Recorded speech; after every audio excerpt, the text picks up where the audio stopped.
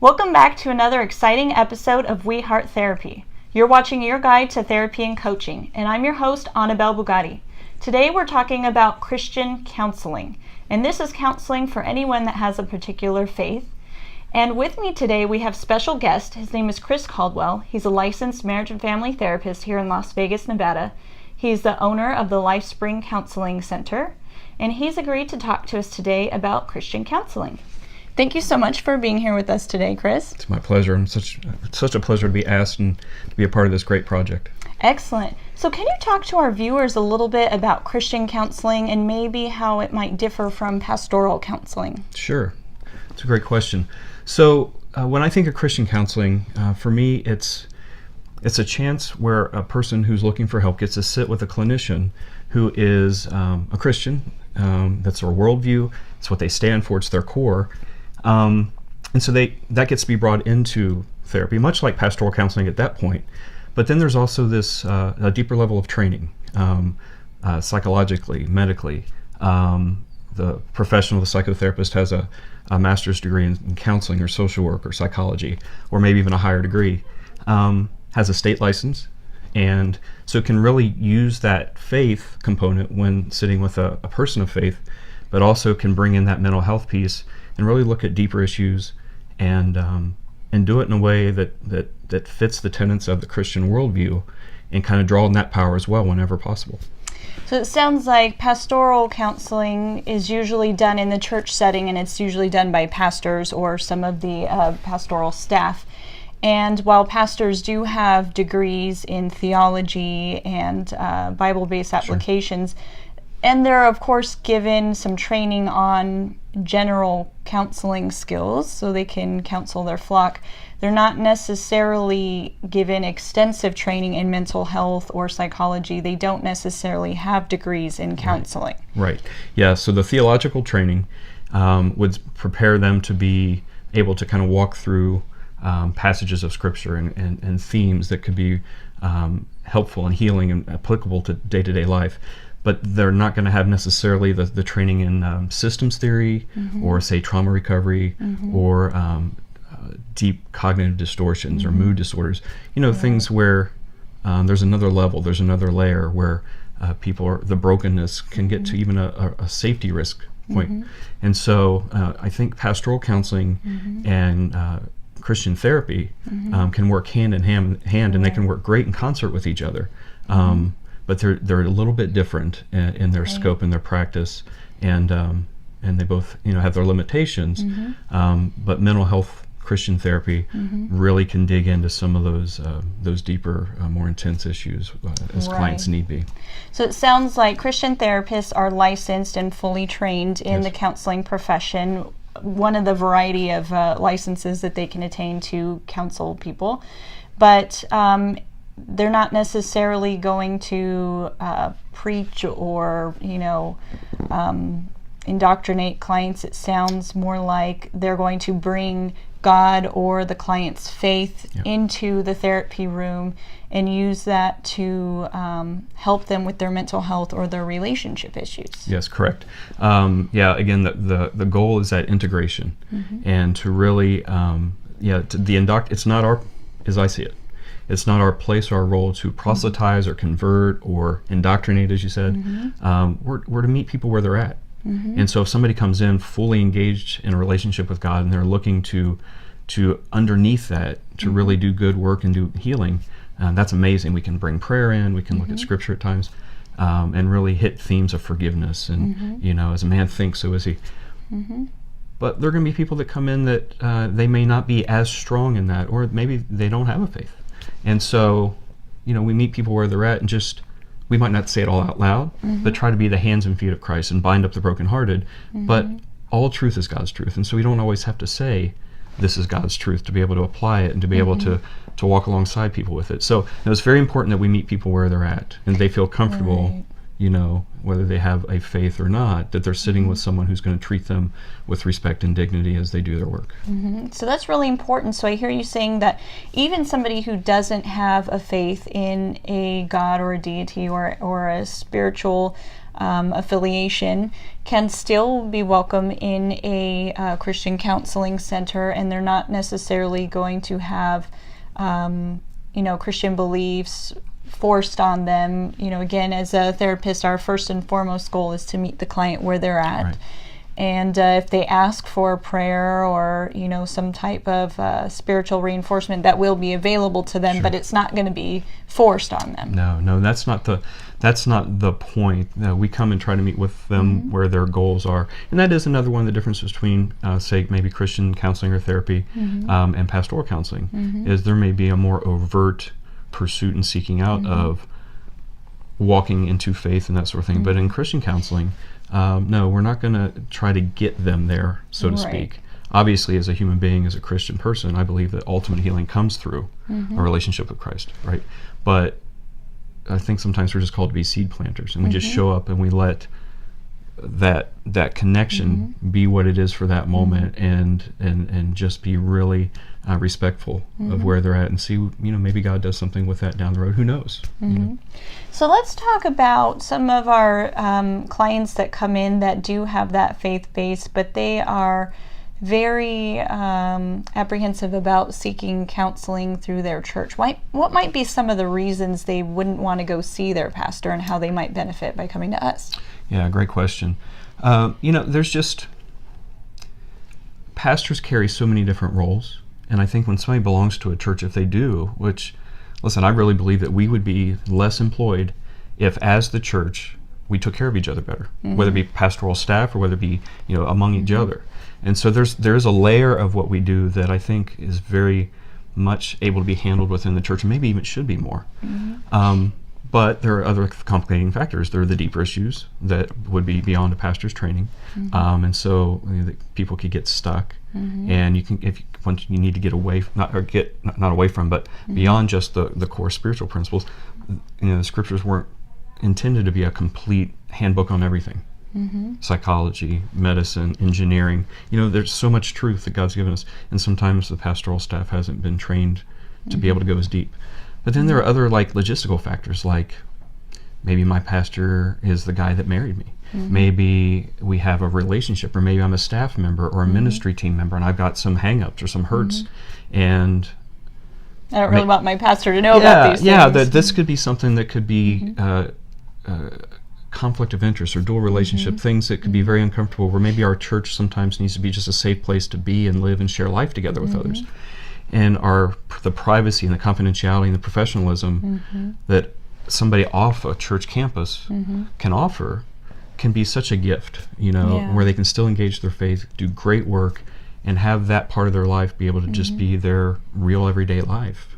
Right. So coming to Christian counseling would be a good way to integrate their spirituality and their faith into their mental and emotional health, but without the fears that, maybe my pastor might be secretly judging me for these things. I have a really close relationship with my pastor. I don't really want him to know all these things. So, and, with some of the limitations of pastoral counseling, it seems like this would be a really good alternative. Yep. Yeah, absolutely. It's a great, as I see it, as we sit with folks here, a great addition to a thriving spiritual life. And as a matter of fact, I think this side of heaven, there's so much brokenness, as we know. There's so much disease and pain. And, sometimes there's just places we can get where we can't just use what we know and believe so strongly, because there's deeper work that needs to be done to help bring freedom. And, I think it can work in tandem and be a great addition to somebody who has a thriving pastoral or church life. Now, are there any issues that Christian counseling doesn't cover, or is everything pretty open? Good question. I would say listen, as with any mental health practitioner, I think that there's a whole range, and pretty much people specialize in areas of sexuality and mood disorders and relationships and families and trauma and addiction. From my vantage point, with my license, for example, I'm able to treat most issues that come along. I have to know my scope. I haven't been trained in EMDR, and I'm not allowed to diagnose psychoses, so hallucinations, or treat that directly. That's a medical issue, typically.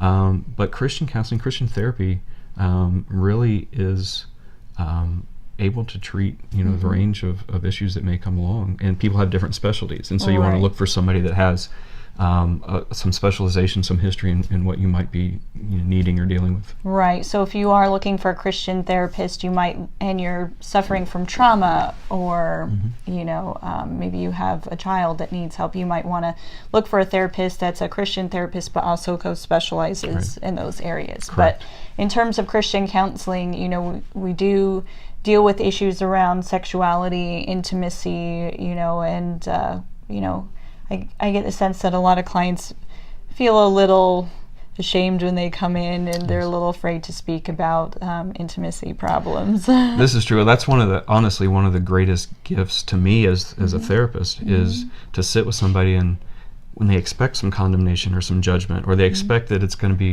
has to be weird or embarrassing, to be able to sit with them and say, no, this is the stuff of life. With sexuality, for example, God created that for us, and it's complicated, and it's human, and let's just talk about it openly, and so I love it when people are kind of put at ease, and they were totally expecting something much more intense. Right.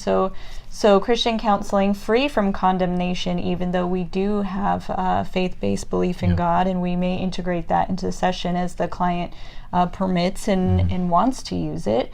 But certainly anyone of non-faith is welcome. Now, as anyone of various denominations, let's say LDS, people who might be Catholic, maybe Buddhists, would they be welcome? They absolutely should. Listen, this is, we're taught, it's core to us that we don't judge. It's core that we don't exclude. It's core that we realize that we all are God's kids.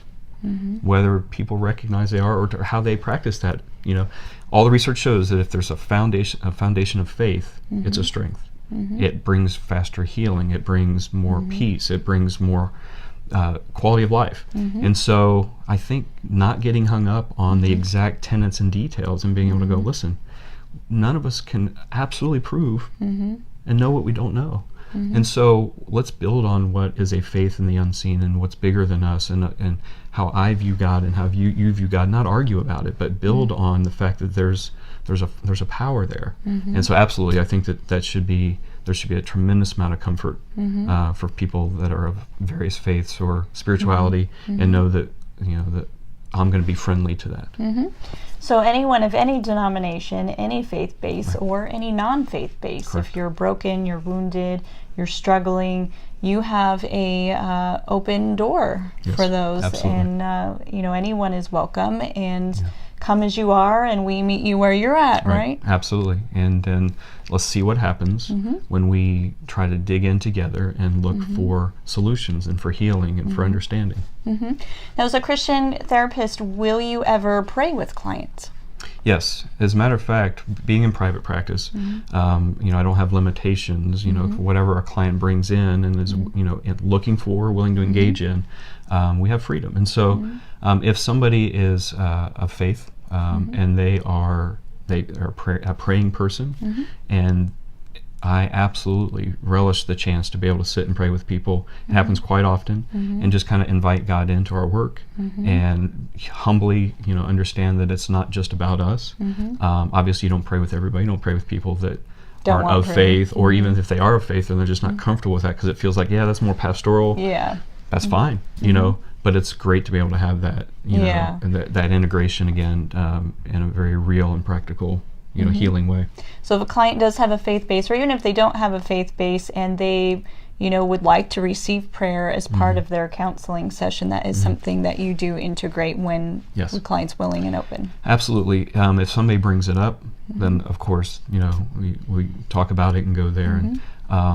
And kind of the way I operate, if I, through the interview, initially start, or along the way start hearing that someone is knowing that they're of faith, and that is something I'll ask, is that something that's a part of their life, and how would they feel about that being a part of our therapeutic process, and we just talk about it, and then the majority of the time it's a real win. Excellent. Very non-judgmental, open doors, open arms, and the priority again is healing of the individual, of the heart, of the spirit, of the relationship. Correct. Yeah, that's the end goal. Excellent. So if somebody would like to find a Christian counselor in their area, what's the best way for them to go about finding one? What I found is that friends and family, co-workers, people that you know and trust. If you know some, that asking around a little bit. Hey, do you know anybody? If you've been through something, anybody you trust? And so, so starting there, and you can ask your pastor. I try to have a good working relationship with people, church leaders in the area, and so they know me, and we can refer back and forth, different services. So it's, kind of check with your community. And then, of course, you have like Psychology Today has a Find a Therapist option. The American Association of Christian Counselors is at aacc.net. They have a Find a Therapist possibility as well. You can do a Google search, and just if you type in Christian counseling or Christian therapy, it's very easy to come across numbers, and then you can cross-reference with the people that you trust that you may have asked. Sometimes insurance companies, because we are able to bill insurances. I'm on 3 or 4 panels. You can get a list, and like I have insurance companies that know I'm a Christian therapist and know that I specialize with certain things, and that is there's a huge demand, and so sometimes we get referrals that way. So check with that, as well. Excellent. And if somebody is here in Las Vegas and they'd like to come see you, they'd like to see another therapist at LifeSpring Counseling Center, how can they find you guys? Great question. We have a team of 4 or 5 folks here right now, and so the best way to get to us is we do have a website that's usually running okay. It's www.lifespringcounselingcenter.org. World's longest website address ever, lifespringcounselingcenter.org, or we have a main number, which is, and it's on the website as well, 702-939-5433. And so that's just kind of a conduit. Like I said, we have different people with different specialties, and and would love to field any calls and just talk about what might be going on and what you might need. Excellent. So lifespringcounselingcenter.org. Yes. We are going to put a link in the description for this video. So if you're in Las Vegas and you like to work with Chris Caldwell or any of his staff here at LifeSpring Counseling Center, you can find him. You can also get in touch with him for any referrals in your area as well. Sure. And we'll put a link to the American Association of Christian Counselors in the description for the video as well. Thank you again so much for being here today to talk to us about this subject. My pleasure. Thank you again to our viewers for tuning in and staying in touch and up to date with all of our exciting episodes. And if you like what you see here today, please make sure that you subscribe to the channel. Check us out on the web, www.wehearttherapy.com. And sit tight and stay tuned because more episodes are on the way.